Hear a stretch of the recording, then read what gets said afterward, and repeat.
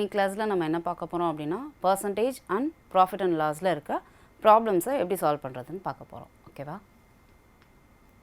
First இப்போது percentage அப்படின்னா என்ன? பெர்னா ஃபார் ஈச், அதாவது பர் பர்சன் அந்த மாதிரி சொல்லுவோம் இல்லையா? பெருங்கிறது என்னது? For each. சென்ட்னா சென்டம் அப்படின்னால என்ன சொல்லுவீங்க? 100ன்னு சொல்லுவீங்களா? ஸோ சென்ட்டுனா 100. ஸோ ஃபார் ஈச் 100 இதை தான் நம்ம பர்சன்டேஜ்னு சொல்கிறோம். அதாவது இங்கே மேலே பர் பை 100, அதாவது பர்சன்டேஜில் எப்போவும் ஹோல் வேல்யூ 100ஆக தான் இருக்கும். ஓகேவா? ஃபார் எக்ஸாம்பிள் இப்போது உங்கள் மார்க் வந்து ஒரு 100க்கு நீங்கள் எவ்வளோ வாங்கியிருக்கீங்க? 70னா 70%. அதை என்ன சிம்பிளில் ரெப்ரசன்ட் பண்ணுவோம்? எப்பவும் பர்சன்டேஜை இந்த சிம்பிளில் ரெப்ரசன்ட் பண்ணுவோம். இப்போ 70%னா இது எப்படி எழுதுவோம்? பர்சன்டேஜுங்கிறது வேறு ஒன்றும் இல்லை, ஃப்ராக்ஷன் வேல்யூ தான். ஆனால் இந்த இதை பொறுத்தவரை எப்போவுமே ஃப்ராக்ஷனில் கீழே வரப்போகிறது 100ஆக மட்டும்தான் இருக்கும். பர்சன்டேஜை பொறுத்தவரை ஃப்ராக்ஷனில் எப்போவும் கீழே வர்ற வேல்யூ 100 தான். ஏன்னா நம்ம ஹோலை 100ஆக கன்சிடர் பண்ணுறோம் இல்லையா? ஸோ அப்போ நீங்கள் 70னா 70, 90%னா 90/100. ஸோ இதுதான் பர்சன்டேஜுங்கிறது. ஓகேவா? அண்டு இப்போது பர்சன்டேஜை கொடுத்தா கொஞ்சம் ஒவ்வொரு தடவையும் நம்ம கால்குலேட் பண்ணாமல் மைண்டில் கால்குலேட் பண்ணுறது எப்படின்னு அதுக்கு கொஞ்சம் ஐடியாஸ் பார்க்கலாம். ஓகேவா? இப்போது 5000 இதில் 10% கேட்டால் என்ன பண்ணுவீங்க? 10% எப்படி எழுதுவீங்க? 10/100 இன்ட்டு 5000ல் நான் 10% கேட்டிருக்கேன்னு என்ன பண்ணுவீங்க? இங்கே போடுவீங்க. அதுக்கப்புறம் இதுவும் கேன்சல் ஆகும். அதுக்கப்புறம் 500ன்னு எழுதுவீங்க. ஓகேவா? இப்போ எனக்கு இதுக்கும் என்ன இருக்குது? இந்த லாஸ்ட்டாக இருக்க ஒரு 0 கட் ஆகிருக்கு. ஓகேவா? இப்போ அடுத்து நான் 1% கேட்குறேன். 1% எப்படி எழுதுவீங்க? 1/100 இன்ட்டு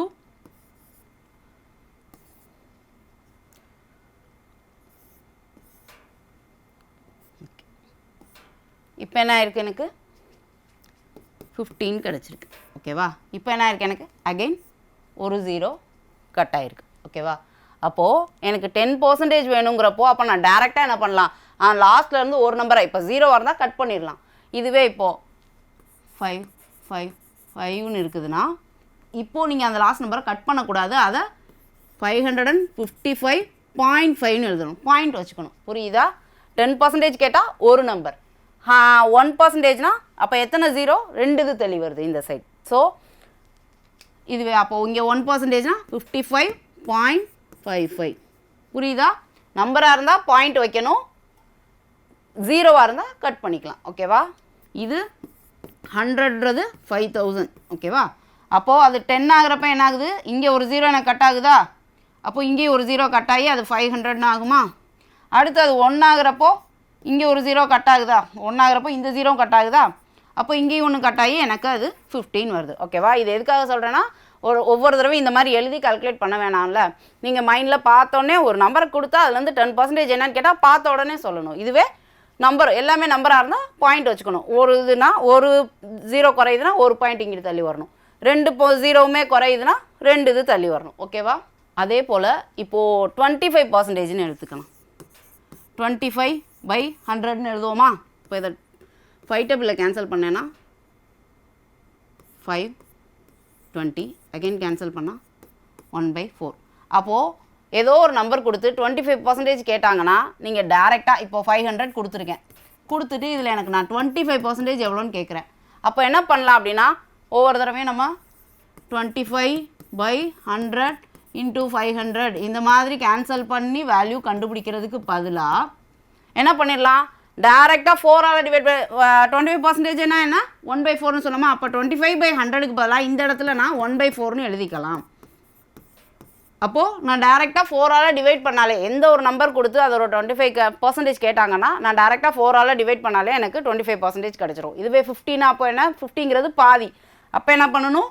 கொடுத்துருக்க நம்பரை 50ங்கிறது இதுதானே 50% என்ன வரும்? 50/100ன்னு போட்டால் எனக்கு ஃப்ராக்ஷன் வேல்யூ 1/2 கிடைக்குமா? அப்போது ஒரு நம்பரோட 50% கேட்டால் நான் அந்த இடத்துல என்ன பண்ணணும்? அந்த இப்போ 500 எடுத்துக்கலாம். 500க்கு 50% கேட்டால் என்ன பண்ணுவீங்க? 2ஆல் டிவைட் பண்ணிடுவீங்க. ஓகேவா? ஸோ இந்த மாதிரி வேல்யூஸை வந்து கொஞ்சம் ஈஸியாக கண்டுபிடிக்கிறதுக்கு ப்ராக்டிஸ் பண்ணுங்கள். ஓகேவா?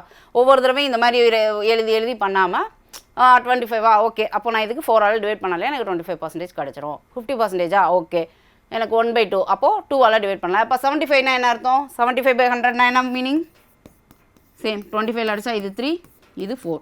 அப்போது ஒரு நம்பரை 3/4ஆல் மல்டிப்ளை பண்ணானா எனக்கு அதோட 75% கிடச்சிரும். ஓகேவா? இந்த மாதிரி கால்குலேஷன்ஸ் பழகுனீங்கன்னா உங்களுக்கு கால்குலேஷன்ஸ் கொஞ்சம் ஸ்பீடாக வரும். ஓகேவா? இப்போது இந்த டேபிளில் ஃப்ராக்ஷன் வேல்யூஸ் கொடுத்துருக்கேன் இல்லையா, 1லேருந்து 1/25 வரை நான் வேல்யூஸ் கொடுத்துருக்கேன் இல்லையா, இதை மெமரி பண்ணிக்கிட்டிங்கன்னா பர்சன்டேஜ்க்கு மட்டும் இல்லை, எந்த விதமான ப்ராப்ளம்ஸாக இருந்தாலும் அதில் கால்குலேஷன்ஸ்க்கு இந்த டேபிள் ரொம்ப யூஸ் ஆகும். ஸோ அதனால் நீங்கள் இந்த 1லேருந்து 1/25 வரை இருக்கிற அந்த வேல்யூஸை கொஞ்சம் மெமரி பண்ண ட்ரை பண்ணுங்கள். ஓகேவா? இது எந்த மாதிரி யூஸ் ஆகும்னு நான் ஒரு எக்ஸாம்பிள் சொல்கிறேன். இப்போது ஒரு சம் இருக்குது, 9/11 × 100. இப்படி இருந்தால் என்ன பண்ணுவீங்க?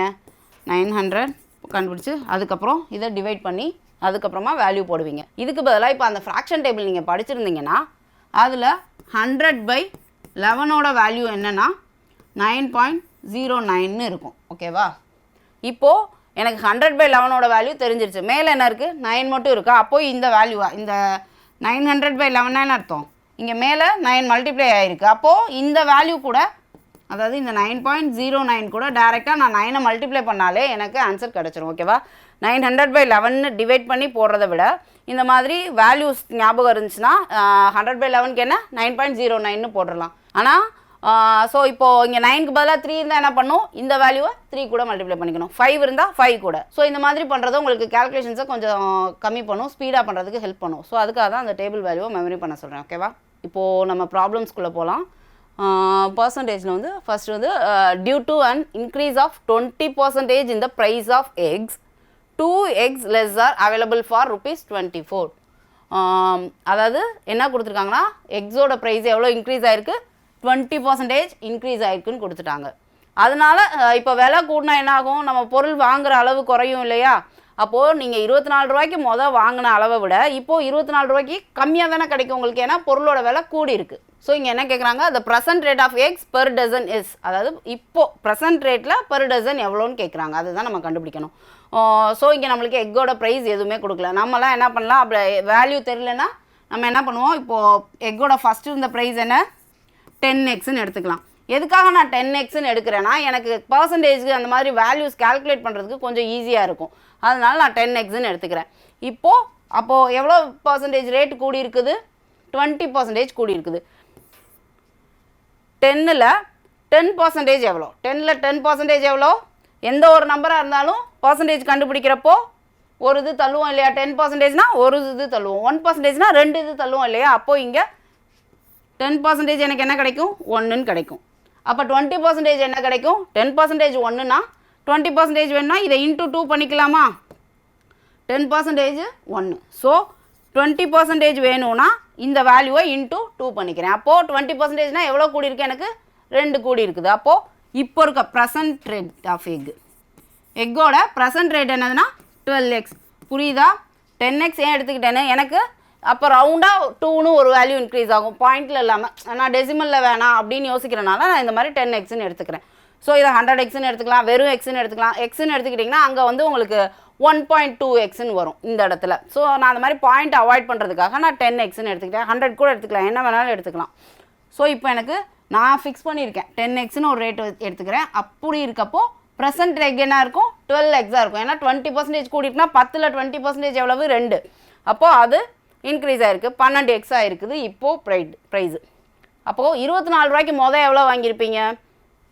24 இப்போ ஒரு முட்டையோட விலை 6 ரூபான்னு வச்சுக்கோங்க. 24 ரூபாய்க்கு எவ்வளோ வாங்கியிருக்கீங்கன்னு கேட்டால் என்ன பண்ணுவீங்க? 24/6 போடுவீங்க இல்லையா? அதே தான். இங்கே எனக்கு ரேட்டு தெரியாது, ஆனால் நான் ஒரு எக்குக்கு 10xன்னு எடுத்திருக்கேன். அப்போது 24/10x.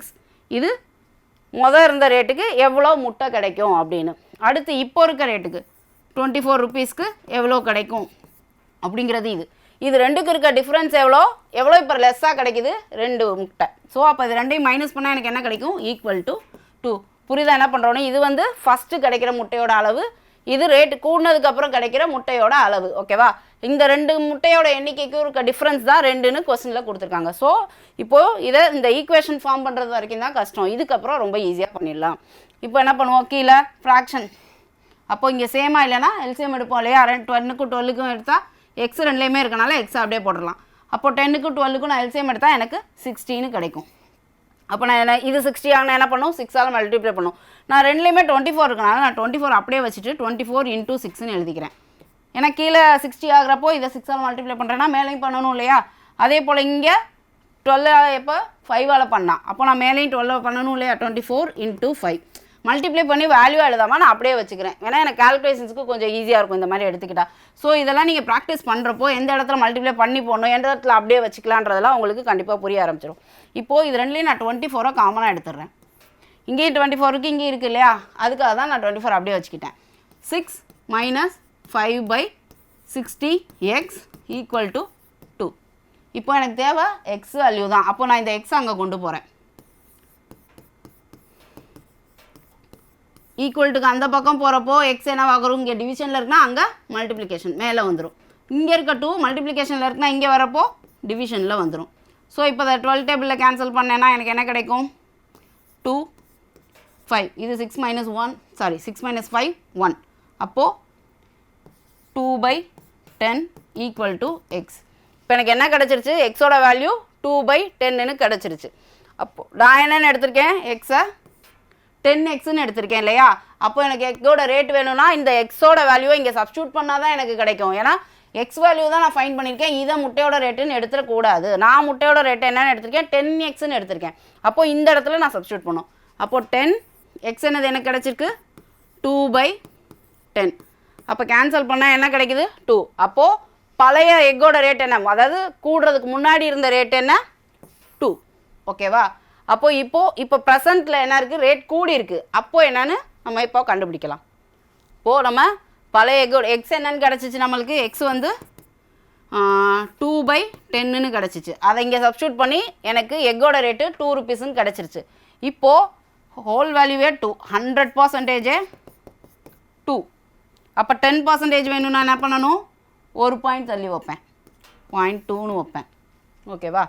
எனக்கு எவ்வளோ இது வேணும்? 20% வேணும். 10% 0.2னா 20% வேணும்னா நான் என்ன பண்ணணும்? இன்ட்டு 20% வேணும்னா என்ன பண்ணணும்? இந்த வேல்யூவை இன்ட்டு 2. அப்போ எனக்கு என்ன கிடைக்கும்? 0.4. புரியுதா என்ன பண்ணுறேன்? 100% எவ்வளவு? 2 ரூபா. ஒரு முட்டையோட விலை வந்து 100% நான் எடுக்கிறேன். அப்போ அதில் 10% என்னது? ஒரு இது தள்ளி வரும் இல்லையா? அப்போ 0.2. அதுவே 20 வேணும்னா வேல்யூவை இன்டூ பண்ணிக்கிறேன். 10 எப்போ 20 ஆகும்? 2ஆல் மல்டிப்ளை பண்ணுறப்ப தானே. அப்போது இந்த வேல்யூவும் நான் 2ஆல் மல்டிப்ளை பண்ணேன்னா எனக்கு 0.4 கிடைக்குது. அப்போது எவ்வளோ ரூபா கூடி இருக்குது? இப்போது 0.4 கூடி இருக்குது. அப்போது ப்ரெசண்ட்டில் முட்டையோட ரேட்டு 2.4. புரியுதா? 20% ரேட் அதிகரித்தனால மொதல் 2 ரூபாய்க்கு விற்ற முட்டை இப்போ 2.4 ரூபாய்க்கு விற்கிறாங்க. புரியுதா? இதுதான். இப்போது ஒரு முட்டையோட ரேட்டை நம்ம கண்டுபிடிச்சிட்டோம். இப்போது எவ்வளோ கேட்டிருக்காங்க? பெர் டசனுக்கு கேட்டிருக்காங்க. பெர் டசனுக்குனா என்ன? பெர் டசன்னா ஒரு டசனில் எவ்வளோ இருக்கும்? 12 இருக்கும். அப்போது ஒரு முட்டை இதுனா 12 முட்டை எவ்வளவு அப்படின்னு நம்ம இப்போ கண்டுபிடிக்கணும். ஒரு முட்டை 2.4னா 12 எவ்வளவு? 12 × 2.4 மல்டிப்ளை பண்ணால் 28.8ன்னு கிடைக்கும். ஸோ என்னோடய ஆன்சர் ஏ. அது சேம் டைப் ஆஃப் ப்ராப்ளம் உங்களோட ப்ராக்டிஸ்க்காக வச்சுருக்கேன். பாஸ் பண்ணிவிட்டு ஒருத்தர் போர்டில் வந்து செய்யுங்க, மற்றவங்க உட்காந்த இடத்துல ப்ராக்டிஸ் பண்ணுங்கள். Okay, next problem. 3 numbers A, B and C are such that A is 40% less than B. என்ன கொடுத்துருக்காங்க? ஒரு 3 நம்பர் கொடுத்துருக்காங்க. அதில் A வந்து எப்படி இருக்கான்? B விட 40% கம்மியாக இருக்குது. And C is 40% of the sum of A and B. C வந்து எப்படி இருக்குன்னா 40% of the sum of A and B. A and B ஓட சம்னா என்ன? A plus B. A plus B ஓட சம்மோட 40% வந்து C அப்படின்னு கொடுத்துருக்காங்க. நம்ம இப்போ கண்டுபிடிக்க வேண்டியது the difference between A and B is what percentage of C. ஏக்கும் பிக்கும் டிஃப்ரென்ஸ் கண்டுபிடிச்சு அது சியில் எவ்வளோ பர்சன்டேஜ்னு நம்ம கண்டுபிடிக்கணும். கொஸ்டினாக பார்க்குறப்போ கொஞ்சம் கன்ஃபியூசிங்காக இருக்க மாதிரி இருக்கும். நம்ம ஸ்டெப் பை ஸ்டெப்பாக போகிறப்போ ரொம்பவே சிம்பிளாக இருக்கும். ஓகேவா? ஃபஸ்ட்டு நான் இப்போ என்ன எடுத்துக்கிறேன்? எனக்கு ஏபிசி என்ன நம்பர்னே தெரியாது. ஸோ நானாக சொன்னேன் இல்லையா, எப்படி எடுத்தால் கால்குலேட் பண்ணுறதுக்கு ஈஸியாக இருக்குங்கிற மாதிரி யோசித்தா எனக்கு இந்த இடத்துல நான் 100ன்னு எடுத்துக்கிட்டால் ஈஸின்னு தோணுது. அப்போ நான் எதை எடுப்பேன்னா பிக்கு தான் எந்த க்ளூவும் இல்லை. பியில் இருந்து ஏ இவ்வளோ, அப்புறம் ஏபியை வச்சு சி இவ்வளோ, இந்த மாதிரி கொடுத்துருக்காங்க. பட் பிக்கு பேஸாக எதுவுமே கொடுக்கல. அதனால நான் பியை 100ன்னு எடுத்துக்கிறேன். ஏன்னா ஏக்கு க்ளூ கொடுத்துருக்காங்க, சிக்கும் க்ளூ கொடுத்துருக்காங்க, பிக்கு எந்த க்ளூவும் இல்லை. ஸோ நான் பிஏ 100ன்னு எடுத்துக்கிறேன். அப்போ ஏ என்னவாக இருக்கும்? 40% கம்மி. 10% எவ்வளோ? 100ல் 10%? 10. 10% 10ன்னா 40% வேணும்னா என்ன பண்ணணும்? இதை இன்ட்டு எப்போ 10 40 ஆகும்? இன்ட்டு 4 பண்ணால் அப்போ இந்த வேல்யூவும் இன்ட்டு 4 பண்ணணும். அப்போ 40% என்னன்னு கிடைக்குது? 40. அப்போது 40 லெஸ்ஸாக இருக்குது. அப்போ ஏ எவ்வளவு? இதை விட 40 கம்மினா 100 - 40 60. அண்ட் சி என்னன்னு கொடுத்துருக்காங்க? ஏ ப்ளஸ் பியோட 40%. ஓகேவா? அப்போ ஏ ப்ளஸ் பி என்னது? இது ரெண்டே ஆட் பண்ணால் எனக்கு என்ன கிடைக்கும்? 160 கிடைக்கும். ஓகேவா? 160யோட 40% வேணும். 10% எவ்வளவு? 16. அப்போ 40% வேணும்னா இன்ட்டு 4. அப்போது 16 × 4 என்னது? 64. இது எதோட வேல்யூ? சியோட வேல்யூ 64. அப்போ சியோட வேல்யூ 64, பியோட வேல்யூ 100, ஏயோட வேல்யூ 60. ஸோ இப்போ இந்த மூணுக்கும் வேல்யூ கண்டுபிடிச்சிட்டேன். அடுத்து என்ன கேட்டிருக்காங்கன்னா difference between A and B is, ஏக்கும் பிக்கும் இருக்க டிஃப்ரென்ஸ் என்னது? 40. அப்போது பி மைனஸ் ஏ வந்து 40. இது சியில் எத்தனை பர்சன்டேஜ் அப்படின்னா சியோட கம்பேர் பண்ணுறப்போ இது எவ்வளோன்னு கேட்குறாங்க. எது கூட கம்பேர் பண்ணுறப்போ அதோட வேல்யூவை தான் கீழே போடணும். அப்போ நான் இங்கே எதோட கம்பேர் பண்ணி பர்சன்டேஜ் கேட்குறாங்க? சி கூட கம்பேர் பண்ணுறப்போ இந்த டிஃப்ரென்ஸ் எவ்வளோ பர்சன்டேஜ்னு கேட்குறாங்க. அப்போ சி கூட கம்பேர் பண்ணுறோன்னா சியோட வேல்யூ என்ன? 64. அதை கீழே போடுறோம். எது கூட கம்பேர் பண்ணுறனோ அதோட வேல்யூவை கீழே போட்டுக்கணும். எதை கண்டுபிடிக்கணும்? இதோட டிஃப்ரென்ஸ் தானே, அதோட டிஃப்ரென்ஸ் என்ன? 40. அப்போது 40/64 இன்ட்டு பர்சன்டேஜ் கேட்டிருக்காங்க இல்லையா, அதனால இன்ட்டு 100. இப்போ இதை கால்குலேட் பண்ணால் எனக்கு இந்த சம்க்கான ஆன்சர் கிடச்சிரும். ஸோ இதை என்ன பண்ணலாம்? ஈஸியாக 4 டேபிளில் கேன்சல் பண்ணேன்னா 8 டேபிளே பண்ணிடலாம். 8னா 5 டைம்ஸ் வரும், இங்கே 8 டைம்ஸ். அண்ட் இப்போ நான் அந்த டேபிள் பார்க்க சொன்னேன் இல்லையா, அந்த இதை நீங்கள் படிச்சிருந்தீங்கன்னா பார்த்தோன்னே 100/8க்கு 12.5ன்னு போட்டுருவீங்க. அதாவது 100/8ஓட வேல்யூ 12.5. இப்போது அந்த டேபிள் நான் மெமரி பண்ணியிருந்தேன் அப்படின்னா 100/8 பார்த்தோன்னே நான் 12.5ன்னு போட்டுருவேன். அண்ட் அடுத்து எக்ஸ்ட்ரா வேணா இருக்குது, இந்த 5 மட்டும் இருக்குது. அப்போ இந்த 5 மல்டிப்ளை பண்ணால் எனக்கு ஆன்சர் கிடச்சிருமா? என்ன இருக்குது? 5 மட்டும் தானே இங்கே எக்ஸ்ட்ராவாக இருக்குது. இங்கே 5 மல்டிப்ளை ஆச்சுன்னா இங்கேயும் ஆகும். அப்போ இது ரெண்டையும் மல்டிப்ளை பண்ணால் எனக்கு 62.5. அப்போ என்னோடய ஆன்சர் 62.5%. புரியுதா? எதுக்காக அந்த டேபிளை மெமரி பண்ணுங்கன்னு? இப்போ நான் 100/8 கால்குலேட் பண்ணுற டைம் எனக்கு சேவ் ஆகுது இல்லையா, அதுக்கு பதிலாக நான் டக்குன்னு 12.5ன்னு போட்டு மல்டிப்ளை பண்ணிட்டேன். ஓகேவா? அதுக்காக தான் மெமரி பண்ண சொன்னேன்.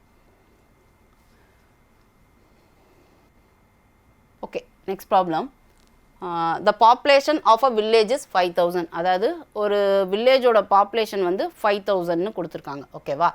அடுத்து if in a year the number of males were to be increase by 5%. In a இயர்னா ஒரு வருஷத்தில் என்ன ஆகுதுன்னா மேல்ஸோட எண்ணிக்கை என்ன? ஆண்களோட எண்ணிக்கை எவ்வளோ ஆகுதான்? 5% இன்க்ரீஸ், கூடுது, 5% கூடுது. And that of females by 3%. அதாவது ஃபீமேல்ஸ்னால் பெண்களோட எண்ணிக்கை 3% எவ்வளவு கூடுது? ஆண்களோடது 5% கூடுது, பெண்களோடது 3% கூடுது. எப்போ? ஒரு வருஷத்தில். The population would grow to 5202. அப்போது என்ன ஆகுமா? ஒரு வருஷத்தில் இது ரெண்டும் இன்க்ரீஸ் ஆகுறதுனால டோட்டல் எவ்வளோ இன்க்ரீஸ் ஆகுதான்? 5000 இருந்தது 5202ன்னு ஆகுது. ஓகேவா? இப்போது at the end of the year இப்படி ஆகுதான். If M is number of males and F is the number of females in the village, then M comma F என்னன்னு கேட்குறாங்க. அதாவது இந்த இடத்துல மேல்ஸை, அதாவது ஆண்களை எம்னு எடுத்துக்க சொல்கிறாங்க, ஃபீமேல்ஸை எஃப்னு எடுத்துக்க சொல்கிறாங்க. ஆன்சர் வந்து மேல் எவ்வளோ ஃபீமேல் எவ்வளோன்னு கேட்குறாங்க. அப்போது நம்மளுக்கு இந்த இடத்துல மேல் ஃபீமேல் இந்த மாதிரி தான் ஆப்ஷன்ஸும் இருக்குது. ஓகேவா? இப்போது ஃபஸ்ட்டு, அதாவது வருஷம் மேலும் ஃபீமேலும் எவ்வளோன்னு தெரியாது. நம்பர் ஆஃப் மேல்ஸை வந்து நான் எம்முன்னே எடுத்துக்கிறேன். அதாவது ஒரு வேரியபிள் ஃபிக்ஸ் பண்ணுவோம் இல்லையா, எப்போயும் எக்ஸு ஒய்ன்னு, அது மாதிரி இந்த இடத்துல மேலுக்கு எம்முங்கிற வேரியபிளே நான் ஃபிக்ஸ் பண்ணியிருக்கேன், ஃபீமேலுக்கு எஃப்ங்கிறத ஃபிக்ஸ் பண்ணியிருக்கேன். அப்போ இது ரெண்டையும் கூட்டினா எனக்கு என்ன கொடுக்குறாங்க?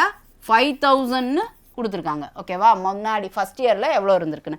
அடுத்த இயரில் எவ்வளோ கூடுது? மேல் வந்து 5% கூடுது, ஃபீமேல் வந்து 3% கூடுது. அப்போது 5%ஓட ஃப்ராக்ஷன் வேல்யூ என்ன? 5/100 என்ன அர்த்தம்? 100ஆல் டிவைட் பண்ணுறப்போ 2 பாயிண்ட் தள்ளி வரும் இல்லையா, அப்போது 0.05. இப்போ இதுவே 3%, 3/100 0.03. மேல் இவ்வளோ கூடுது, ஃபீமேல் இவ்வளோ கூடுது. அப்போது இங்கே 1mன்னு மீன் பண்ணால் நெக்ஸ்ட் இயர் எவ்வளோ ஆகுது? அந்த 1.05m ஆகுது. ஃபீமேல் 1.03. அதாவது 3%னோடனே 1.3ன்னு போட்டக்கூடாது. இது 30% தான் 1.3ன்னு வரும். ஏன்னா 100ஆல் டிவைட் பண்ணுறப்போ நம்மளுக்கு 2 டிஜிட் தள்ளி புள்ளி வைக்கணும்னு சொல்லியிருக்கேன் இல்லையா. இங்கே ஒன்று 10க்கு 1 அண்ட் இங்கே கீழே 2 0 இருந்தால் 2 இது தள்ளி புள்ளி வைக்கணும். அப்போது 3%னா 0.03. இப்போது எவ்வளோ இருக்கும், அடுத்த வருஷம் இன்க்ரீஸ் ஆனதுக்கப்புறம் எவ்வளோ இருக்குன்னு கொடுத்துருக்காங்க, 5202. இப்போது ஒரு 2 ஈக்குவேஷன் மாதிரி நம்மளுக்கு கிடச்சிருக்கா.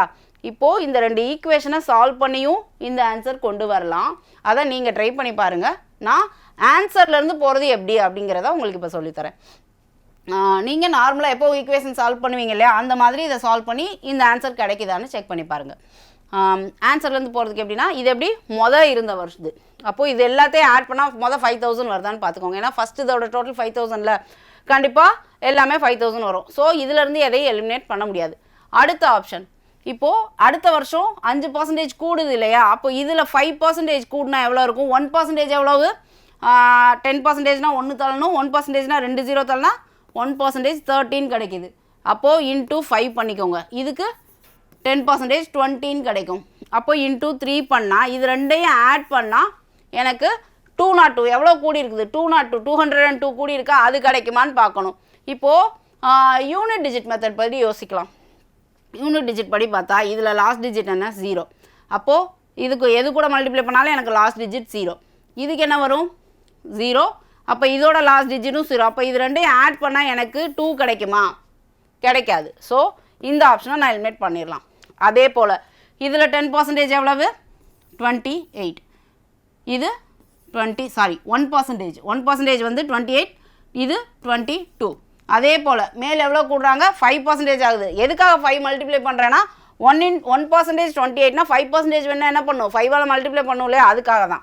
அப்போ இன்ட்டு 5 பண்ணுங்கள். இதை இன்ட்டு ஃபீமேல் எவ்வளோ கூடுது, 3% கூடுது. அதனால் இன்ட்டு 3, இது 1%ஓட வேல்யூ. அப்போ இன்ட்டு 3 பண்ணால் எனக்கு 3% கிடைக்கும். அப்போ இது ரெண்டையும் மல்டிப்ளை பண்ணால் யூனிட் டிஜிட் படி பார்த்தா 8 × 5 0, 40ல் வரும். அதனால் நான் 0. 2 × 3 6ன்னு முடியும். அப்போ இது ரெண்டையும் ஆட் பண்ணால் எனக்கு லாஸ்ட் டிஜிட் 6 தான் கிடைக்கும், 2 வராது. அப்போ இதுவும் என்னோட ஆன்சர் இல்லை. இதுக்கு பார்க்கலாம். இப்போது 26 1%, இதோடது 24. இன்ட்டு 5 பண்ணணும். 5% வேணும்னா இன்ட்டு 5, 3% வேணும்னா இன்ட்டு 3. ஏன்னா இது 1%ஓட 26ங்கிறது 1%, 24ங்கிறது ஃபீமேலோட 1%. அப்போ இது ரெண்டையும் பண்ணுறப்போ எனக்கு லாஸ்ட் டிஜிட் என்ன கிடைக்கும், 30 வரும். அப்போ 0 தான், 30 தானே. அப்போ லாஸ்ட் டிஜிட் 0. இது ரெண்டையும் பண்ணுறப்போ 12. அப்போது லாஸ்ட் டிஜிட் 2.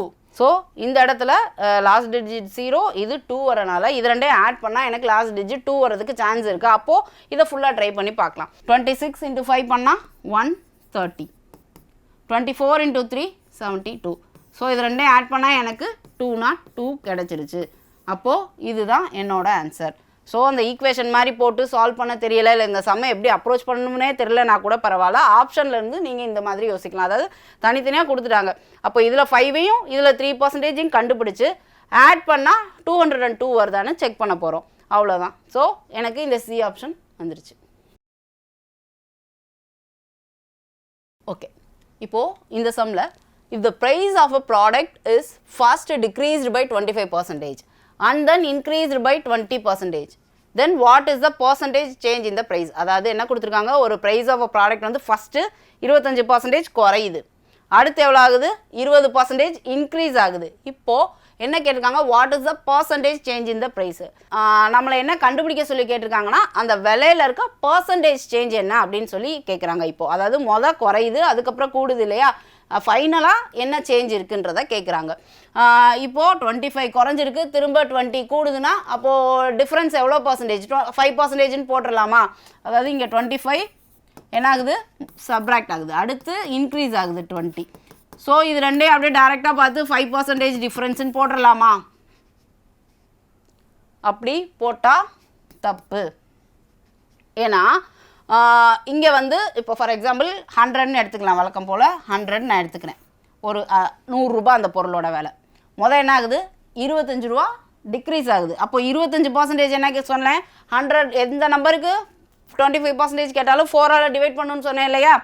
அப்போது இதை 4ஆல் டிவைட் பண்ணுறப்போ எனக்கு 25%ஓட வேல்யூ கிடச்சிரும். இதை டிவைட் பண்ணால் என்ன கிடைக்கும், 25. அப்போது 100ல் 25% 25 தான். ஸோ 25% குறைஞ்சா என்னவாகும்? 75 ஆயிரும். 100 ரூபாய் இருந்தது, இப்போது 75 ரூபாய் ஆயிருக்கு.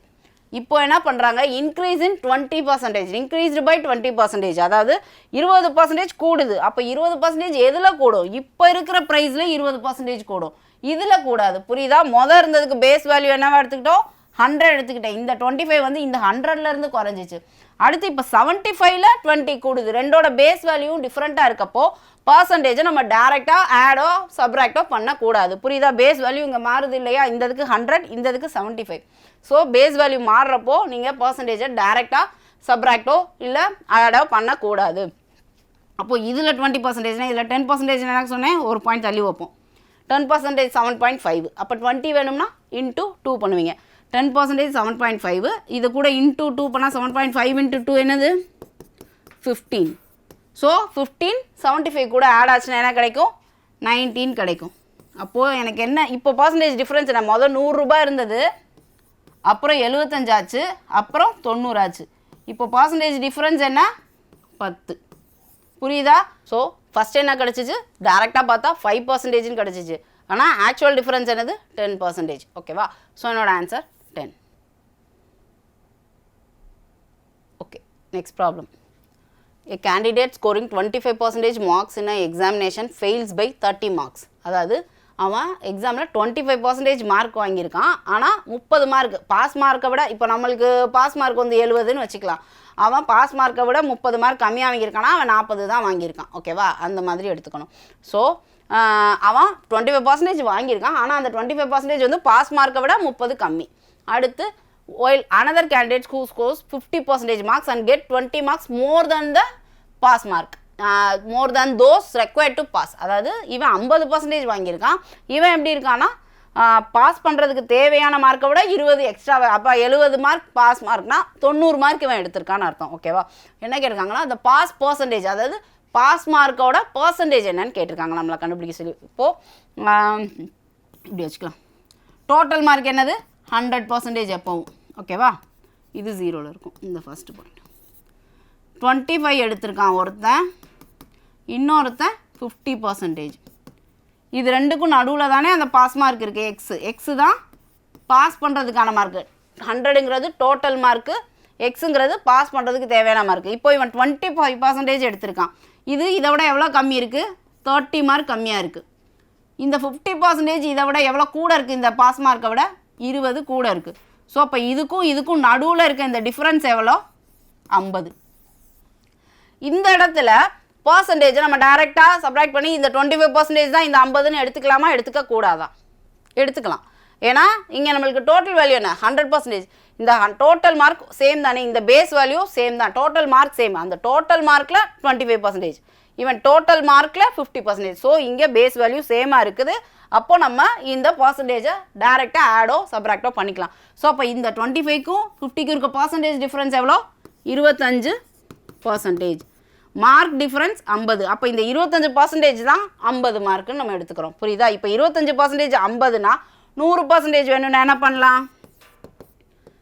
25 கூட எதை மல்டிப்ளை பண்ணால் 100 கிடைக்கும்? 4. அப்போ இது கூட நான் 4ஐ மல்டிப்ளை பண்ணால் தான் எனக்கு இது கிடைக்கும். அப்போ சேம் தானே, நான் இதுவும் பண்ணணும். இன்ட்டு 4 பண்ணேன்னா 200. இப்போது இந்த 200ங்கிறது என்னது? டோட்டல் மார்க், இந்த 100% மார்க். அப்போது 100% மார்க் வந்து 200ன்னு எனக்கு கிடச்சிருச்சு. அடுத்து பாஸ் மார்க் என்னன்னு பார்க்கணும். பாஸ் மார்க் என்னது? இப்போ 25% என்னன்னு கண்டுபிடிச்சோம்? 15 கண்டுபிடிச்சிருக்கோம். 25% விட எவ்வளோ மார்க் அதிகமாக எடுத்தால் பாஸ் பண்ண முடியும்? 30 மார்க் கூட எடுத்தால் தானே அவன் பாஸ் பண்ண முடியும். ஏன்னா அவன் 30 மார்க் கம்மியாக எடுத்து ஃபெயில் ஆகிட்டான். அப்போது இந்த 25% கூட 30 மார்க் சேர்ந்தால் தான் பாஸ் ஆகும். அப்போது 50 + 30 80. இதுதான் பாஸ் பண்ணுறதுக்கு தேவையான மார்க். புரியுதா? அப்போது இங்கே பாஸ் மார்க் கண்டுபிடிச்சாச்சு. கொஸ்டினில் பாஸ் மார்க் மட்டும் கேட்டிருந்தா இந்த ஸ்டெப்போட ஸ்டாப் பண்ணிக்கலாம். ஆனால் அவங்க கேட்டிருக்கிறது பாஸ் மார்க்கோட பர்சன்டேஜ் கேட்குறாங்க. அப்போது பாஸ் மார்க்குங்கிறது 80. டோட்டல் மார்க்கு எப்போ டோட்டலில் தானே கண்டுபிடிப்போம். அப்போது இந்த 200க்கு இந்த 80 எவ்வளோ பர்சன்டேஜ்? அப்போ 80/200 × 100. 0 0 கேன்சல் ஆகும். 40%. அப்போ என்னோட ஆன்சர் 40. புரியுதா? ஃபஸ்ட் சம்மில் ஏன் நம்ம டேரெக்டாக பர்சன்டேஜை சப்ராக்ட் பண்ணல? அங்கே பேஸ் வேல்யூ மாறுது. இங்கே பேஸ் வேல்யூ சேம், டோட்டல் மார்க்கில் இருந்து தான், டோட்டல் மார்க்கில் 25, டோட்டல் மார்க்கில் 50, பேஸ் வேல்யூ சேம். அதனால நம்ம பர்சன்டேஜை ஆடோ சப்ராக்டோ டேரெக்டாக பண்ணிக்கலாம். இதுதான் அந்த ரெண்டு சம்க்கு இருக்க டிஃப்ரென்ஸ். ஓகே, இப்போது ப்ராஃபிட் அண்ட் லாஸில் இருக்க ப்ராப்ளம்ஸ் பார்க்கலாம். ப்ராஃபிட் அண்ட் லாஸ்னாலே உங்களுக்கு என்ன தெரியும்? ப்ராஃபிட்னா அதாவது ஒரு பொருளோட வாங்கின விலையை காஸ்ட் ப்ரைஸ்ன்னு சொல்லுவோம், விற்ற விலையை செல்லிங் ப்ரைஸ்ன்னு சொல்லுவோம். தமிழில் வாங்கின விலை விற்ற விலை. ஓகேவா? இப்போது வாங்கின விலையை விட விற்ற விலை அதிகமாக இருந்தால் நமக்கு ப்ராஃபிட் கிடைக்கும். அதுவே விற்ற விலை கம்மியாக இருந்துச்சுன்னா, அதாவது நான் வாங்கின விலையை விட நான் கம்மியான விலைக்கு விற்றா எனக்கு லாஸ் தானே. ஸோ விற்ற விலை கம்மியாக இருந்துச்சுன்னா அந்த இடத்துல லாஸ்ன்னு எடுத்துப்போம். ஸோ இதை ஃபார்முலாஸ் யூஸ் பண்ணியும் சால்வ் பண்ணலாம், ஃபார்முலாஸ் இல்லாமலும் சால்வ் பண்ணலாம். ஓகேவா? ஸோ நம்ம இன்றைக்கி ஃபார்முலாஸ் யூஸ் பண்ணாமல் சால்வ் பண்ணுறது எப்படின்னு பார்க்கலாம். Selling price of a class is ₹1965 and loss percentage is 25. அதாவது ஒரு பொருளோட அந்த கிளாஸோட என்ன ப்ரைஸ் கொடுத்துருக்காங்க? செல்லிங் ப்ரைஸ், விற்ற விலையை கொடுத்துட்டாங்க. விற்ற விலை இதுன்னு கொடுத்துட்டாங்க. லாஸ் எவ்வளோன்னு சொல்லிட்டாங்க? 25%ன்னு சொல்லிட்டாங்க. ஓகேவா?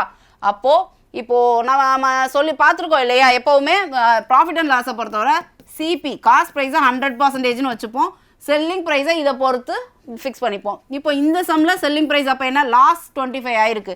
அப்போது இதில் 25 குறைஞ்சிச்சுன்னா 75%க்கு தான் விற்றுருக்கான். ஓகேவா? வாங்கினது 100%ன்னு எடுத்து போகிறோம். எப்போவுமே நம்ம வாங்கின காஸ்ட் ப்ரைஸை 100ஆக வச்சுப்போம், செல்லிங் ப்ரைஸை அதிலிருந்து ஃபிக்ஸ் பண்ணுவோம். அப்போ இங்கே லாஸ் ஆகிருக்கு 25%னா அவன் 75%க்கு தான் விற்றுருக்கான் வாங்கின விலையை விட. அப்போது இந்த 1965ங்கிறது எத்தனை பர்சன்டேஜ்?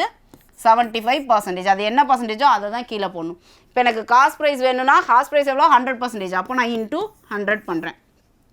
ஸோ இதை ரெண்டையும் கேன்சல் பண்ணால் 4, 3, இதை கேன்சல் பண்ணால் 6, 5, 5. இதை ரெண்டையும் மல்டிப்ளை பண்ணால் எனக்கு 2620 கிடைக்கும். இப்போ எனக்கு என்ன கிடச்சிருக்குது? 100% கண்டுபிடிச்சிருக்கேன். அப்போ இது என்னது? Cost price. இப்போ நான் காஸ்ட் ப்ரைஸ் கண்டுபிடிச்சிட்டேன். அடுத்து என்ன கேட்டிருக்காங்கன்னா, if it selling price is 3013 then what will be profit percentage? அதாவது இந்த விலைக்கு விற்றப்போ லாஸ் ஆகிருக்கு. இப்போ ஒருவேளை செல்லிங் ப்ரைஸ் வந்து 3013 இருந்துச்சுன்னா இப்போது ப்ராஃபிட் என்னவாக இருக்குன்னு கேட்குறாங்க. ஸோ நான் காஸ்ட் ப்ரைஸ் கண்டுபிடிச்சிட்டேன். இப்போ புதுசாக ஒரு செல்லிங் ப்ரைஸ் கொடுத்துருக்காங்க, அது ரெண்டுக்கும் இருக்க டிஃபரன்ஸ் பார்க்கணும் இல்லையா ப்ராஃபிட்டில் கண்டுபிடிக்க. அது எவ்வளவு? 3013. ஸோ இப்போது இதை மைனஸ் பண்ணால் 393. ஸோ எவ்வளோ ரூபா ப்ராஃபிட்டில் வந்திருக்குது? ₹393 ப்ராஃபிட் கிடச்சிருக்கு. இது வேல்யூ தான். பர்சன்டேஜ் வேணும்னா என்ன பண்ணணும்? ப்ராஃபிட் வேல்யூ மேலே போடுவோம் இல்லையா? 393. ₹393 லாபம் கிடச்சிருக்குது. இப்போ நான் வாங்கின விலையை விட விற்ற விலைக்கும் இருக்க டிஃப்ரென்ஸ் ₹393. இப்போ பர்சன்டேஜ் கண்டுபிடிக்கணும்னா அந்த அதிகமான ப்ரைஸை மேலே போட்டுக்கிறேன், கீழே எப்போவும் பர்சன்டேஜ் ப்ராஃபிட் எப்போவும் எதில் கால்குலேட் பண்ணுவோம்? காஸ்ட் ப்ரைஸில். இங்கே காஸ்ட் ப்ரைஸ் என்னது? எப்போவுமே நம்ம வாங்கின விலையோட கம்பேர் பண்ணி தானே நம்மளுக்கு எவ்வளோ ப்ராஃபிட்னு கண்டுபிடிப்போம். ஸோ காஸ்ட் ப்ரைஸை தான் கீழே போடணும். அப்போது இது ரெண்டையும் இங்கே இன்ட்டு 100. 0 0 கேன்சல், 2 டேபிள் அடித்தா 1 3 1 5. இப்போது இதை டைரெக்டாக இதுவும் 3 டைம்ஸ். அப்போது என்னோடய ஆன்சர் 15%. ஸோ என்னோட ஆன்சர் 15%. ஓகேவா? இப்போ எவ்வளோ லாபம் கிடச்சிருக்கு? 15% லாபம். புரியுதா? Okay, next problem. The selling price of 8 product is equal to the cost price of 10 products. Find the profit or loss percentage. அதாவது ஒரு 8 பொருளை வந்து 10 பொருளோட வாங்கின விலைக்கு காஸ்ட் ப்ரைஸ்க்கு விற்றுருக்காங்க. இப்போது ப்ராஃபிட்டாக லாஸா, இல்லை அப்படி ப்ராஃபிட்டாக இருந்தால் எவ்வளோ பர்சன்டேஜ், லாஸாக இருந்தால் எவ்வளோ பர்சன்டேஜ்னு நம்ம தான் கண்டுபிடிக்கணும். முதல் ப்ராஃபிட்டாக லாஸான்றதே நம்ம தான் கண்டுபிடிக்கணும். ஸோ இந்த மாதிரி சம்மில் இங்கே வந்து விலை எதுவுமே அவங்களா கொடுக்கல, ஸோ நம்மளா ஒரு ரேட் ஃபிக்ஸ் பண்ணிக்கலாம். இந்த மாதிரி சம்மில் நான் எப்படி எடுத்துப்பேன்னா, காஸ்ட் ப்ரைஸை ₹1 எடுத்துப்பேன். ஓகேவா? ஒரு பொருளோட காஸ்ட் ப்ரைஸ் ஆஃப் ஒரு ப்ராடக்ட் வந்து ₹1 எடுத்துக்கிறேன். அப்போது இங்கே எவ்வளோ விற்றுருக்காங்க? செல்லிங் ப்ரைஸ் ஆஃப் 8 ப்ராடக்ட்ஸ், 8 ப்ராடக்டை விற்றுருக்காங்க இல்லையா? அப்போது அந்த இடத்துல எப்போவுமே நம்ம இப்போ 10 பொருளை விற்றுருக்கேன்னா 10 பொருளை வச்சு தான், அந்த 10 பொருளோட காஸ்ட் ப்ரைஸை வச்சு தான் நான் ப்ராஃபிட்டை கண்டுபிடிக்க முடியும். ஓகேவா? நான் 10 பொருளை விற்றுட்டு 8 பொருளோட காஸ்ட் ப்ரைஸ் கூட கம்பேர் பண்ண முடியாது இல்லையா? நான் எவ்வளோ பொருளை விற்கிறேனோ அதே பொருள், அந்த பொருளை நான் எவ்வளோக்கு வாங்கியிருக்கேனோ அதோட கம்பேர் பண்ணி தானே. புரியுதா? எவ்வளோ விற்கிறோமோ அதோட காஸ்ட் ப்ரைஸ் கூட தான் நம்ம கம்பேர் பண்ண முடியும். இங்கே எவ்வளோ விற்றுருக்காங்க? 8. அப்போது இங்கே நான் எந்தது காஸ்ட் ப்ரைஸ் ஆஃப் 8 பொருளோட காஸ்ட் ப்ரைஸோட தான் நான் இதை கம்பேர் பண்ண. புரியுதா? அப்போ காஸ்ட் ப்ரைஸ் ஆஃப் 8 பொருள் எவ்வளோ இருக்கும்? ஒரு பொருள் ₹1னா 8 பொருள் ₹8. அண்டு காஸ்ட் ப்ரைஸ் ஆஃப் 10 ப்ராடக்ட்ஸ்னு ஒன்று வந்திருக்கு இல்லையா? அப்போ காஸ்ட் ப்ரைஸ் ஆஃப் 10 ப்ராடக்ட்ஸ் எவ்வளோ இருக்கும்? ஒரு பொருள் 1 ரூபானா 10 பொருள் 10 ரூபா. ஓகேவா? இப்போது செல்லிங் ப்ரைஸ் ஆஃப் 8 ப்ராடக்ட்ஸ் இது எதுக்கு ஈக்குவலாக இருக்குது? செல்லிங் ப்ரைஸ் ஆஃப் 8 பொருளோட செல்லிங் ப்ரைஸ் எதுக்கு ஈக்குவலாக இருக்குன்னா காஸ்ட் ப்ரைஸ் ஆஃப் 10 ப்ராடக்ட்ஸ். அப்போ இந்த செல்லிங் ப்ரைஸ் ஆஃப் 8 ப்ராடக்ட்டை எவ்வளோ கொடுத்துருக்கான்? 10 ரூபாய்க்கு விற்றுருக்கான். ஓகேவா? இப்போது எதுக்காக இது கண்டுபிடிச்சேன் அப்படின்னா, இப்போ நான் அதான் சொன்னேன் இல்லையா, நம்ம எப்போவுமே ஒரு ப்ராஃபிட்டோ லாஸை கால்குலேட் பண்ணுறோமா, இப்போ 8 பொருள் விற்றுருக்கேன்னா அந்த 8 பொருளோட காஸ்ட் ப்ரைஸோட தான் நான் கம்பேர் பண்ணும். 8 பொருளை விற்றுட்டு நான் 10 பொருளோட ப்ரைஸ் கூட கம்பேர் பண்ணக்கூடாது. எத்தனை பொருள் விற்றுருக்கணும் அதே அளவு பொருளோட தான் நான் கம்பேர் பண்ணும். ஓகேவா? அப்போது இங்கே காஸ்ட் ப்ரைஸ் ஆஃப் 8 பொருள் என்னது? 8 ரூபா. அப்போ நம்ம பேஸ் வேல்யூ என்னது? எப்போவுமே காஸ்ட் ப்ரைஸ் கீழே வரும். இப்போ லாபம் எவ்வளோக்கு விற்றுருக்கான்? 8 ரூபா பொருள். 8 ரூபாய்க்கு ஒரு பொருளை வாங்கி அதை எவ்வளோக்கு விற்றுருக்கான்? 10 ரூபாய்க்கு விற்றுருக்கான். அப்போது லாபம் 2 rupees. இப்போது பர்சன்டேஜ் கண்டுபிடிக்க இன்ட்டு 100 25%. புரியுதா என்ன பண்ணுறோன்னு? ஃபஸ்ட்டு ஒரு இதோட விலை 1 ரூபா நான் எடுத்துக்கிறேன், நானாக ஃபிக்ஸ் பண்ணிக்கிறேன், ஏன்னா இங்கே ரேட் எதுவும் கொடுக்கல. அடுத்து எத்தனை பொருள் விற்றுருக்கான்னு பார்த்தா அந்த பொருளுக்கான காஸ்ட் ப்ரைஸை கண்டுபிடிக்கிறேன். காஸ்ட் ப்ரைஸ் ஆஃப் 8 பொருள், ஏன்னா அவன் 8 பொருள் தான் விற்றுருக்கான், அதனால் 8 கிடைக்குது. அடுத்து கொஸ்டினில் காஸ்ட் ப்ரைஸ் ஆஃப் 10 ப்ராடக்ட்ஸ்க்கு அவன் விற்றுருக்காலே, அப்போ அதையும் கண்டுபிடிச்சிக்கிறேன். காஸ்ட் ப்ரைஸ் ஆஃப் 10 ப்ராடக்ட்ஸ் என்னன்றதையும் கண்டுபிடிச்சிக்கிறேன். அண்டு இந்த விலைக்கு ஈக்குவல். அப்போது செல்லிங் ப்ரைஸ் ஆஃப் 8 என்னது? அதே சேம் 10 தான். அப்போது இது ரெண்டையும் தான் நம்ம கம்பேர் பண்ண போகிறது, இந்த ரெண்டை தான். ஏன்னா 8 பொருளோட காஸ்ட் ப்ரைஸை 8 பொருளோட செல்லிங் ப்ரைஸோட கம்பேர் பண்ணி ப்ராஃபிட் கண்டுபிடிக்கணும். ஓகேவா? ஓகே, இப்போது a dishonest shopkeeper shows a false weight of 900 instead of 1 kg but still sells at the marked price.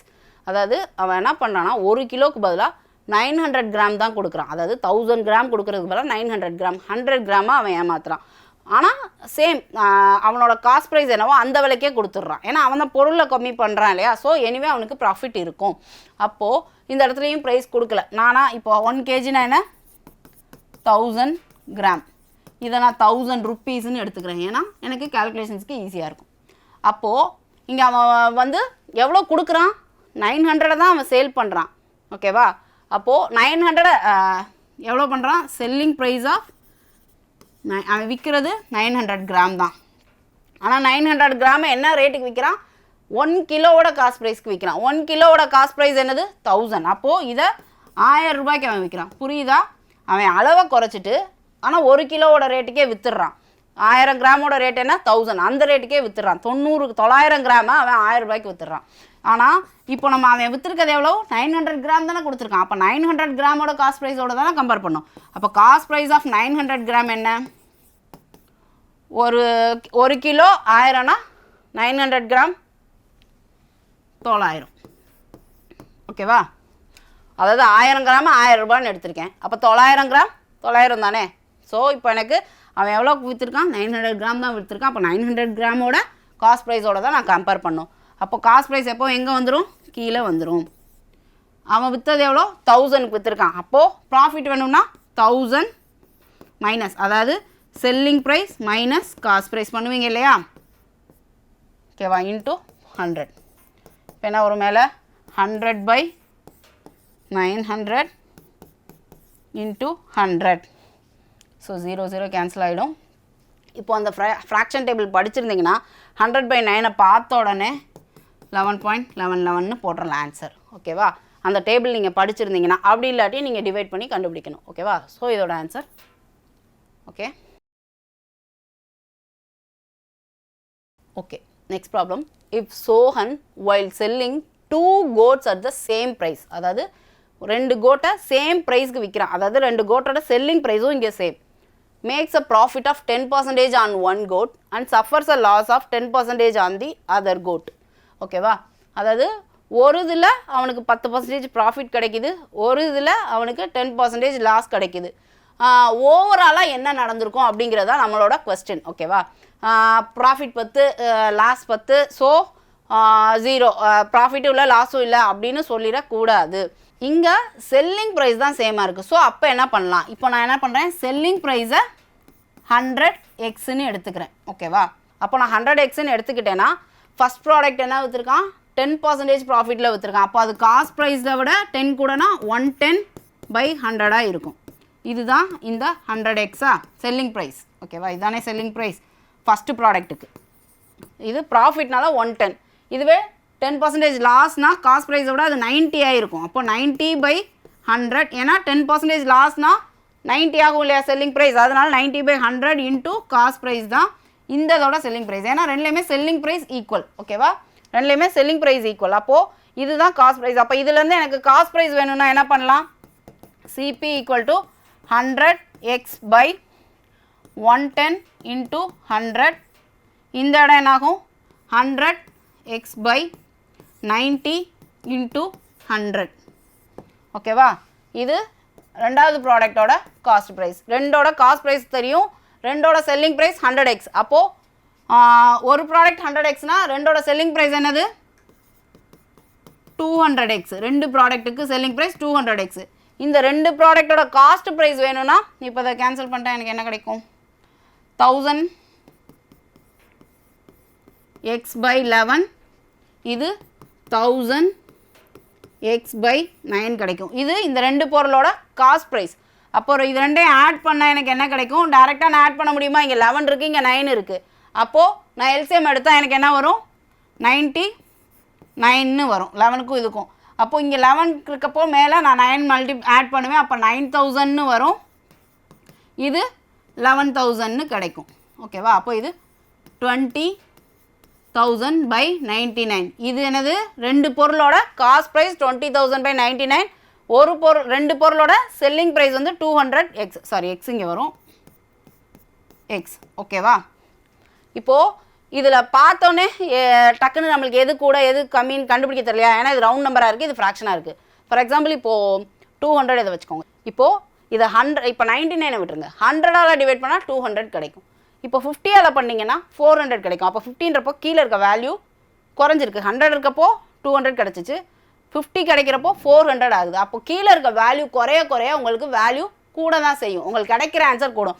அப்போ 100ல் பண்ணுறப்போ டிவைட் பண்ணால் எனக்கு 200 கிடச்சிச்சின்னா 99ல் டிவைட் பண்ணால் 100 பாயிண்ட் சம்திங், 100ஐ விட கொஞ்சம் கூட தானே வரும். அப்போது கம்பேர் பண்ணுறப்போ இதை விட இதுதான் அதிகம். காஸ்ட் ப்ரைஸ் தான் இங்கே அதிகமாக இருக்குது. ஓகேவா, காஸ்ட் ப்ரைஸ் தான். புரியுதா ஏன் சொல்கிறேன்னு? ஃப்ராக்ஷனில் எப்போவும் கீழே இருக்க வேல்யூ குறைய குறைய நம்ம டிவைட் பண்ணுறப்போ நம்மளுக்கு கிடைக்கிற வேல்யூ கூடிகிட்டே போகும். ஓகேவா, ஸோ இப்போது எனக்கு என் செல்லிங் ப்ரைஸ் தான் கம்மியாக இருக்குது, காஸ்ட் ப்ரைஸ் 200 விட சம்திங் கொஞ்சமாவது கூட இருக்கும். அப்போது ப்ராஃபிட் பர்சன்டேஜ் கண்டுபிடிக்க போகிறேன்னா என்ன பண்ணும்? ஃபஸ்ட்டு காஸ்ட் ப்ரைஸோட வேல்யூவை கீழே போட்டுறேன். 20,000x/99. இங்கே இது ரெண்டுக்கும் டிஃப்ரென்ஸ் கண்டுபிடிப்போம் இல்லையா? காஸ்ட் ப்ரைஸ் தான் கூட இருக்குது, அதனால் காஸ்ட் ப்ரைஸ் நான் முன்னாடி போட்டுக்கிறேன். 20,000/99x minus 200x. இது ரெண்டையும் மைனஸ் பண்ணால் எனக்கு என்ன கிடைக்கும்னா 20,000x மைனஸ் 19,800 x/99. அதாவது 99 இது கூட கிராஸ் மல்டிப்ளை பண்ணால் எனக்கு இந்த வேல்யூ கிடைக்கும். பை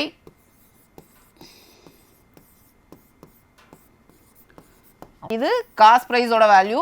ஏன்னா ப்ராஃபிட் எப்போவும் காஸ்ட் ப்ரைஸ் கூட தானே கம்பேர் பண்ணுவோம். ஸோ காஸ்ட் ப்ரைஸோட வேல்யூ கீழே போட்டிருக்கேன். இங்கே cost price minus selling price. அப்போ தானே ப்ராஃபிட்டாக லாஸாக தெரியும். இது வந்து காஸ்ட் ப்ரைஸ் அதிகமாக இருந்தால் என்ன அர்த்தம்? லாஸ்ன்னு நம்மளுக்கு தெரியும் இதில். ஏன்னா செல்லிங் ப்ரைஸோட காஸ்ட் ப்ரைஸ் அதிகமாக இருக்குன்னா லாஸ், அதுலேருந்து நம்ம லாஸ்ன்னு கண்டுபிடிச்சிடலாம். இப்போது எவ்வளோ பர்சன்டேஜ் லாஸ்ன்னு கண்டுபிடிக்கிறதுக்கு தான் இந்த கால்குலேஷன். ஸோ காஸ்ட் ப்ரைஸையும் செல்லிங் ப்ரைஸையும் மைனஸ் பண்ணால் எவ்வளோ ரூபான்னு கிடைக்கும். அந்த ரூபா எவ்வளோ பர்சன்டேஜுங்கிறத நான் காஸ்ட் ப்ரைஸ் கூட கம்பேர் பண்ணி கண்டுபிடிக்கிறேன். ஸோ அதனால் இதெல்லாம் இப்போ இந்த 99 கேன்சல் ஆகிடும். இப்போ இது ரெண்டையும் மைனஸ் பண்ணால் எனக்கு என்ன கிடைக்கும்?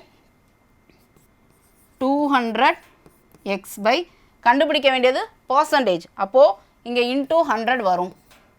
இன்டூ 100 மறந்துடக்கூடாது, ஏன்னா நம்ம கண்டுபிடிக்கிறது பர்சன்டேஜ். ஓகேவா, அப்போது ஸோ இது ரெண்டையும் சப்ராக்ட் பண்ணால் எனக்கு 200x கிடைக்கும். கீழே 20,000x இன்டூ 100. ஸோ 0 0 கேன்சல் ஆகிடும். இந்த 0 இந்த 2 0, இந்த 2 0 இந்த 2 0, 2 2 கேன்சல் ஆகி எக்ஸும் கேன்சல் ஆகிடும். ஸோ 1%. இந்த 1% லாஸாக ப்ராஃபிட்டா? காஸ்ட் ப்ரைஸ் தானே அதிகம் இருக்குது. அப்போது காஸ்ட் ப்ரைஸ் நம்ம வாங்கின விலையை விட நம்ம கம்மியான விலைக்கு விற்றா நம்மளுக்கு என்ன அர்த்தம்? லாஸ்ன்னு அர்த்தம். அப்போது he suffers a loss of 1%. எவ்வளோ பர்சன்டேஜ்? 1% நீங்கள் கண்டுபிடிச்சிருக்கோம். ஓகேவா, 1% அவனுக்கு லாஸ். ஓகேவா,